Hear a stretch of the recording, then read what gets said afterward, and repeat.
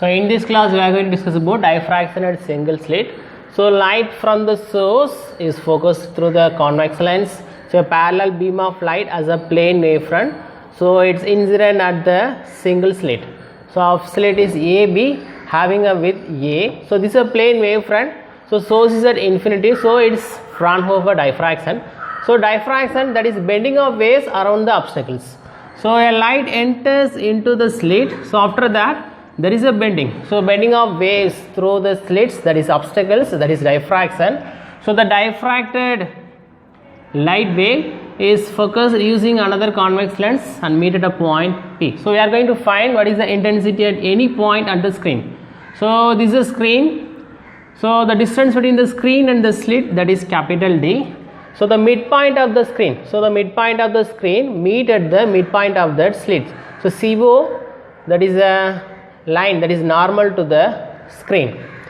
So here it makes an angle theta. So the diffracted wave, so light from, that is light waves meet at a point P, that is a parallel lines, just consider as a parallel lines. It makes an angle theta. So it's a diffraction angle. So we are going to find the path difference of different points, that is corresponding points in the slits, using they are drawing one normal, that n. So from this is a path difference of corresponding points from the light waves. So at the point P, so the point P is here from the central maximum. So point at which this is central maximum will get a bright fringe. So point at which it spreads, the central maximum up to which it spreads, that is a point P, that is a first minimum. So we are going to find the minimum, that is condition for minimum and also for maximum. So the basic idea is to divide the split into odd numbers as well as even numbers. So if it is even numbers, so here one is, so light from the wave, so light from the different points of the slit, so it's cancelled by the other. If it is even number, so here first divide the slit AB into two halves. So 2 is the even number. So light from the one of the slits, so here it's divided by 2. So here from A, B, so C is the midpoint of the slit. So here AC equal to A by 2, again BC equal to A by 2. The split is divided into two halves. So this is, so light from the corresponding points, so one is cancelled by other, that is the basic idea. So if it is for maximum, that is constructive interference.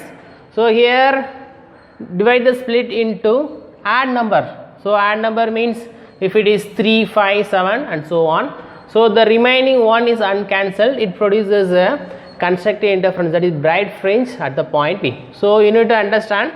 So divide the slit into even number or odd number. So if it is even number, we will get a destructive interference because corresponding points from the light waves is cancelled by the counterpart. So what is the path difference? So path difference here, C. So the light waves goes and meet at the point. So there is a path difference, this is a path difference delta. So if it is, the slit is divided into two halves, so the delta equal to A by 2 sin theta. So just see, so this is the path difference.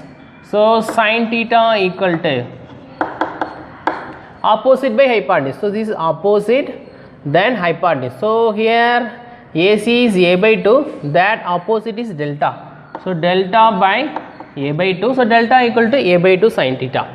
So that A by 2 sin theta is equal to, so that path difference for destructive interference, that is lambda by 2. So here 2 cancel, you will get A sin theta equal to lambda. So this is a condition for P to be the first minimum. So first minimum means that is a destructive, that is a dark fringe. Then the point P for the second minimum. So again the dark. So again, so you will get a central maximum, then the downward part. So we will get like that, central maximum. Then again, so this is a 0, 1. So this is first minimum. This is first minimum. So 0th. So here this first maximum. So this is a fringe like that. So and so on. So P to the point for second minimum. So again divide the slit into 4 parts. I already told. So you need to divide equal, that is even number. So here, so delta equal to here a by 2 sin theta, here a by 4 sin theta. So just cancel. So here you will get 2. So a sin theta equal to 2 lambda. Then P to be the third minimum. So third minimum means here this is second minimum and so on. Here third minimum. So that's a dark fringe. So it's a by 6. So how many parts we have divided? That is a by 6. So delta equal to a by 6 sin theta. Just so that path difference is lambda by 2. So a by 6 is equal a by 6 sin theta equal to lambda by 2. So just cancel, you will get 3. So a sin theta equal to 3 lambda. So from this we can finalize. So P to be the nth order of minimum. So again the first minimum, second minimum, third minimum, up to it goes nth minimum. So the nth minimum means, so we need to divide. So if it is n is equal to 1, so it's divided by 2. If it is 2, divided by 4. If it is 3, 2 into 3, 6 parts. Then 2 into 4, 8 parts. Like that, that even number that we are dividing the slits into equal widths. So you will get the 2 to cancel. You will get a sin theta equal to n lambda. So P to be the order of the minimum. That if it is nth order of minimum, so a sin theta equal to n lambda. So in similar condition for maxima. So the maxima means, so central is bright fringe, that is 0th order. So again this 0. So first maximum. So condition for first maximum, again the slit is divided into odd number. So odd number means, so one is cancelled by another. Again if it is slit is divided into 3 parts means, just thinking like that, first maximum. So 3 means one is cancelled by another. Again the remaining part provides interfere, you will get that bright fringe at the point P. So again that a by 3, so slit is divided into 3 parts for first maximum at the point B. So a by 3 sin theta equal to, so again that path difference, so lambda by 2. So a by 3 sin theta equal to lambda by 2. So just 3 goes here. So a sin theta equal to 3 lambda by 2. For second maximum, so this first maximum, again this second maximum.